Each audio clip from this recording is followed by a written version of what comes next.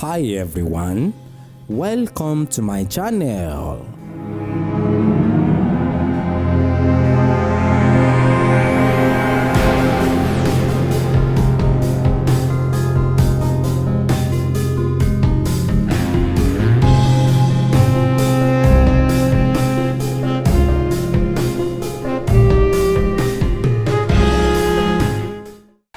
Kéèyàn ṣẹ́ ifá òun náà ni wọ́n ń pè pé èèyàn gbafá.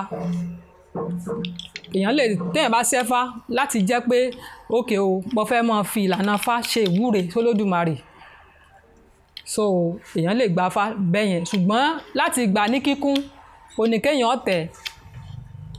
Títẹ̀ yẹn lẹ́ẹ̀fi mọ odù tó jẹ́ tiyín, títẹ̀ yẹn lèyàn ó fi mọ kí lèyàn ó máa ṣe, kí lèyàn ó máa jẹ, àwọn ìrìn wo lèyàn ó máa rìn, àwọn aṣọ wo lèyàn gbọ́dọ̀ máa lò tó jẹ́ pé tá a bá ń wọ àwọn aṣọ yìí kò bá ìṣẹ̀dá wa mu téyàn ò ní mọ̀. So láti pàṣẹ títẹ̀ lèyàn ó ti mọ n tó yẹ kó ṣe àti n tí ò yẹ kó ṣe. Lèyàn ó mọ ìrìn àjò ayé èèyàn téèyàn bá tẹ ifá. So láti gbà ní kíkún ìyẹn ni kéèyàn tẹfá.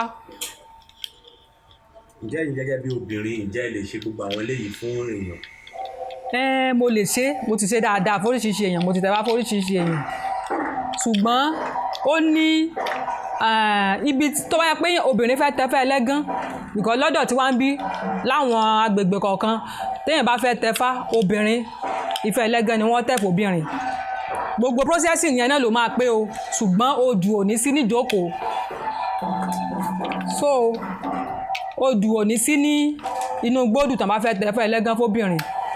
Téèyàn bá ń tẹfá mo lè kópa, ṣùgbọ́n tó bá ti jọ mọ́ pé èèyàn fẹ́ odù máa wà lórí ìjókòó, àwọn ọkùnrin ló máa handle bẹ̀yẹn.